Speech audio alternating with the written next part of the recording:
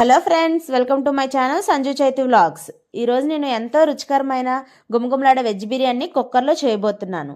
ఈ రుచికరమైన బిర్యానీకి కావాల్సినవి meal maker, green peas, tomato, carrot, onions, green chilli and whole biryani masala. ఈ బిర్యానీ చేయటం చాలా ఈజీ. నేను చాలాసార్లు చేశాను, కానీ మా పిల్లలకి ఈ బిర్యానీ అంటే అస్సలు ఇష్టం ఉండదు. ఎంతసేపు చికెన్ బిర్యానీ, చికెన్ కర్రీ అంటారు. కానీ నేను వీక్లీ వన్స్ అయినా ఇలా వెజ్ బిర్యానీ సింపుల్గా చేసుకుంటాను. ఈ బిర్యానీ చేయటం చాలా ఈజీ. మీరు కూడా ఒకసారి ట్రై చేయండి. వీక్లీ వన్స్ అయిన పిల్లలకి లంచ్ బాక్స్లో మార్నింగ్ లేసి ప్రిపేర్ చేయడానికి, లంచ్ బాక్స్లో ప్యాక్ చేయడానికి సింపుల్గా ఉంటుంది. ఈ సింపుల్ బిర్యానీ ప్రాసెస్ అంటే ఇప్పుడు చూసేద్దాం. ముందుగా స్టవ్ వెలిగించుకొని కుక్కర్ పెట్టి కొద్దిగా ఆయిల్ వేసుకోవాలి. ఆయిల్ వేడెక్కాక బిర్యానీ మసాలా వేసుకోవాలి. బిర్యానీ మసాలా వేగిన తర్వాత ఆనియన్స్, పచ్చిమిర్చి వేయాలి. కొంచెం ఆనియన్స్, పచ్చిమిర్చి వేగిన తర్వాత శుభ్రంగా వాష్ చేసిన బీన్స్ వేయాలి. తర్వాత చిన్నగా కట్ చేసుకున్న క్యారెట్ వేసి కొద్ది సాల్ట్ వేసి మూత పెట్టి మగ్గపెట్టాలి.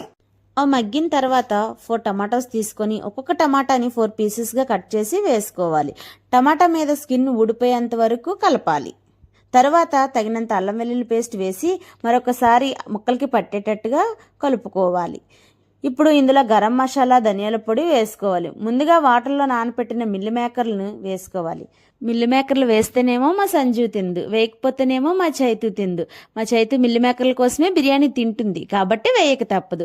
మా సంజుకి మిల్లి మేకర్లన్నీ తీసేసి ప్లేట్లో పెట్టేసి ఇస్తాను. పిల్లలతో ఇదే బాధ కదా. మీ ఇంట్లో కూడా ఇలానే అయితే కామెంట్ చేయండి. అవన్నీ ఫ్రై అయిన తర్వాత కొద్దిగా పెరుగు వేసుకోవాలి. పెరుగు వేసుకొని బాగా కలుపుకొని 1 స్పూన్ కారం, చిటికెడు పసుపు వేసి బాగా కలపాలి. తర్వాత నూనె పైకి తేలేంత వరకు వాటిని మగ్గబెట్టాలి. ముందుగా నానబెట్టి కడిగిన బియ్యాన్ని అందులో వేసుకోవాలి.